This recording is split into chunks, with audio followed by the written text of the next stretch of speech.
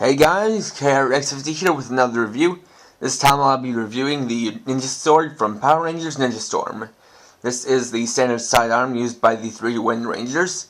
And in case you're wondering, no, I did not make that name up. I kid you not, that is actually the name for this toy. It's unoriginal, but don't blame me, blame Bandai of America. Anyways, it includes a few parts. The Ninja Sword itself, the sheath, which allows it to change to its gun mode, and a badge, which for this time period is pretty standard. So, taking a look at the sword, when you see it here, cast with the blade cast in red plastic. Okay, the handle, the grip, cast in red plastic with some yellow paint and some chrome paint here, and also some white paint, black and white paint. Well, actually, I don't really know what color these buttons are made of. Actually, come to think of that, yeah, it's probably red plastic painted over with black and white, blah, and you know. The blade is cast in gray plastic, and on this casing for the blade we have some chrome gold and chrome silver.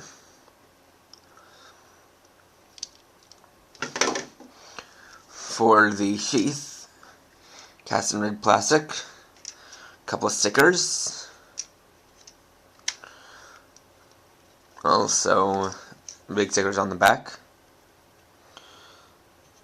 A little bit more painted chrome silver up here too, and some interesting gold painted plastic right along here. It just keys like this, and to pull out you hold down that lever. And we have the badge, which has the Ninja Storm symbol, which is in actuality the Hurricaneer H. But since not too many people would be able to tell it's an H, they just stuck with it. And honestly, I don't know if I've said this before, but as far as what I think about the badges, I think it's not the best. It was never the best idea. It's just extra, not really needed, because if you buy these, and you know, one of these things that comes with badges, the company you buy them from assumes that you own a shirt with a pocket protector, which is what these are supposed to go on. But I don't really think all that many people, all that many little boys, own shirts with pocket protectors. Because, honestly, not many people even use pocket protectors, even if they are on shirts. So, this doesn't really serve much of a purpose, and you could toss it away if you want to, and it would have absolutely no impact on the rest of the toy.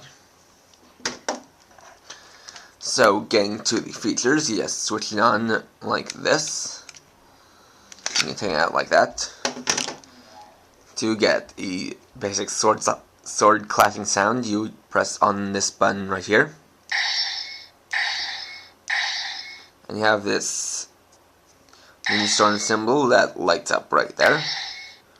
Also has a key input feature, which starts with you pressing this E button. Get that sound. Then you've got 3 different buttons to use in a combination of 3. You have the first button, second button, and third button. Then you can do combinations.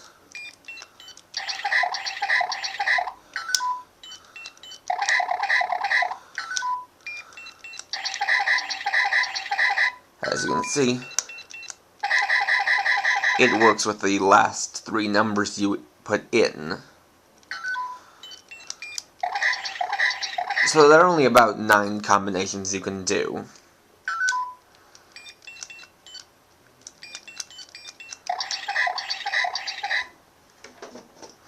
And you also have the gun mode, which you get by inserting it into the sheath, which has a clip on the back for putting it onto a belt.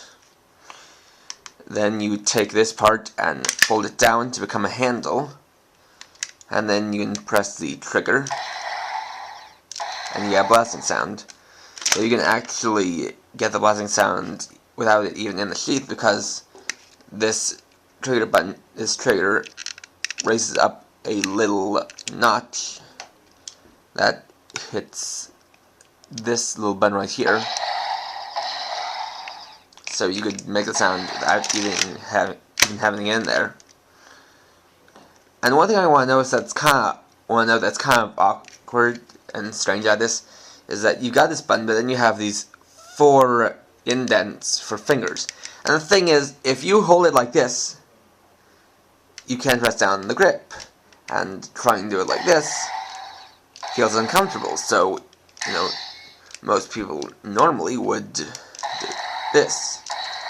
So it really makes it kind of weird that they have 4 indents for you to put your fingers in, when most people are only going to use 3 or 4. And to switch it back, you press down on this button and fold it back in.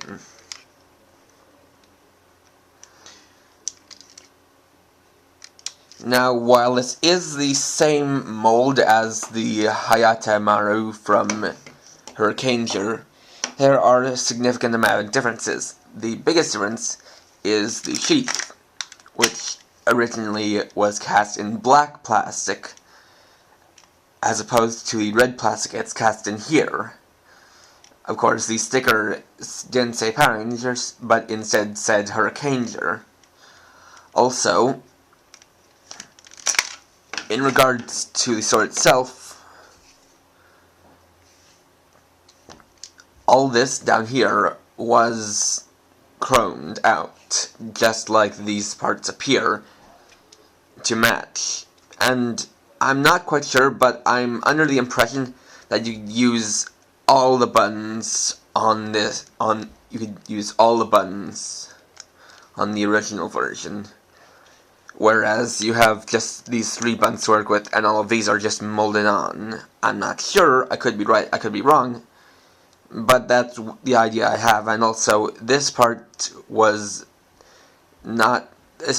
also painted in chrome gold.